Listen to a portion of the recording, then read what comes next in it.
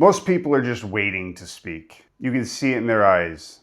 Slightly gazed, politely nodding, the barely perceptible impatience while the other person finishes their sentence. They're not listening, they're loading. Gentleman is doing something rarer. They're actually listening. The difference between a person who is merely present in a conversation and someone who makes you feel like you're the most interesting person in the room is not talent, it's not charisma. It's a set of learnable skills.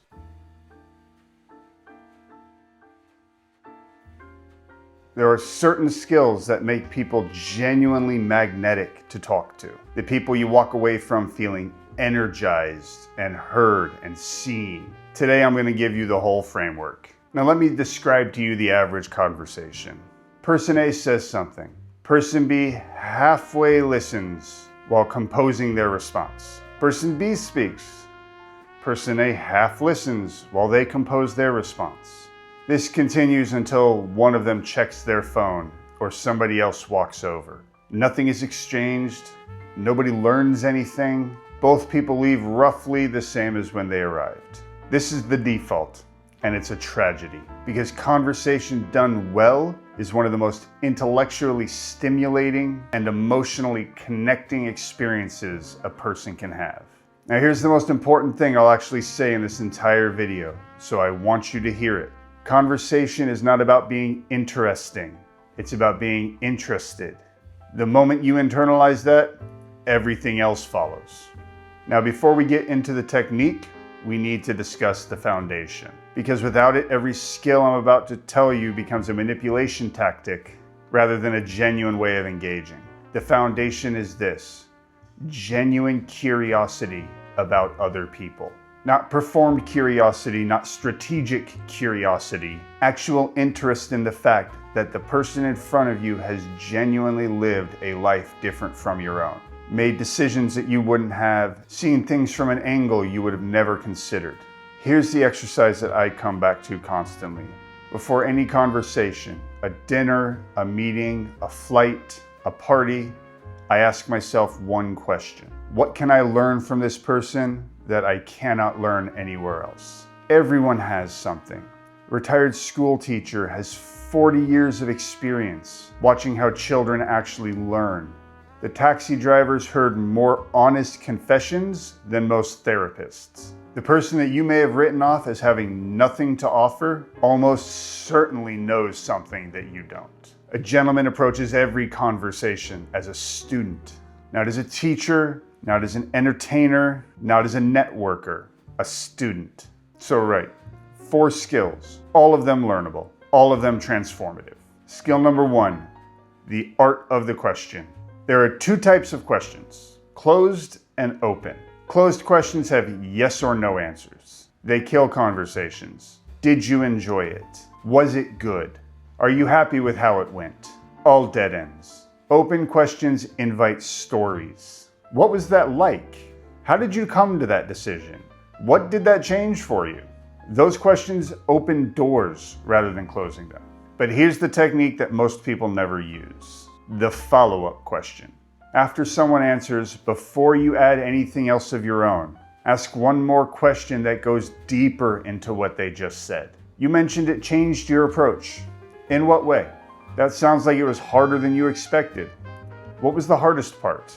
A single follow-up question communicates something that no compliment can. I was paying attention. One warning though, don't turn it into an interrogation. Questions should feel like curiosity, not an interview. The rhythm is question, listen, follow up, then contribute something of your own before returning to them. Skill number 2, active listening. The slight lean forward, the held eye contact, not a stare, a genuine connection. The minimal encouragers, tell me more, go on.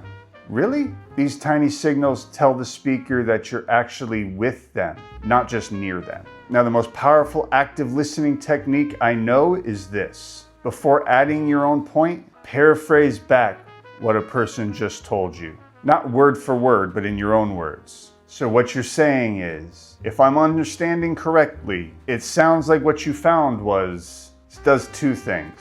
First, it forces you to actually process what they just said instead of just waiting. Second, it gives the speaker the experience of feeling genuinely heard, possibly for the first time in that conversation. People who do this consistently get described, unprompted, as the best listener someone has ever met. Skill number 3, the graceful pivot. Every good conversation moves. It shifts between topics, between people, between the personal and the general. The question is whether you navigate those shifts gracefully or clumsily. The clumsy pivot, waiting for a pause, then changing the subject. Anyway, I wanted to tell you about this signals that you were not listening. You were just waiting. The graceful pivot always bridges through what the other person just said.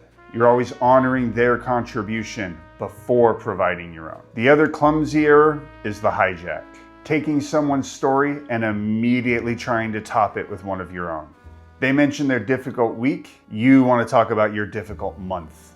They describe a place they visited, you immediately describe somewhere better. A gentleman never hijacks, he builds. Skill number 4, knowing when to say nothing. This is the hardest skill, and it is the most undervalued. Silence is not awkward.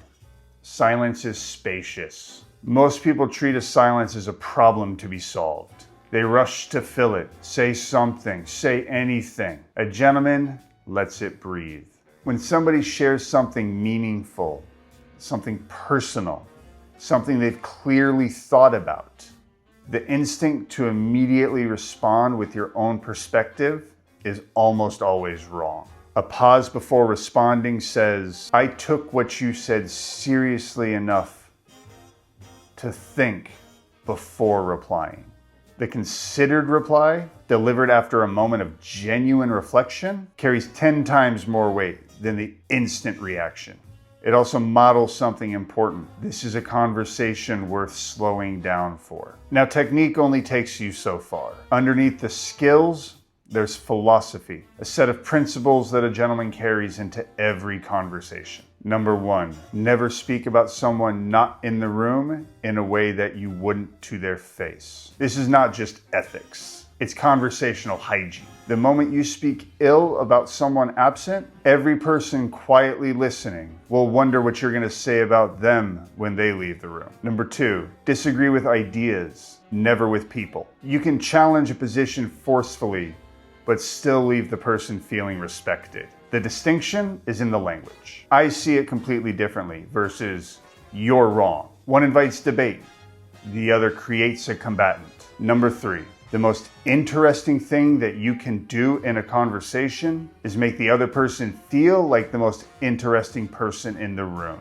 Not by flattery, just by attention. There is no greater compliment than being genuinely listened to. Number 4, never use conversation as a vehicle for performance. A gentleman doesn't need to impress. He wants to understand. The need to be impressive is a form of insecurity. The desire to understand is a form of strength. Number 5, leave every conversation having learned something. If you can't identify what you learned, you were talking too much. The greatest gift that you can give someone in conversation is your full, undivided attention. Not your advice, not your experience, not your opinion.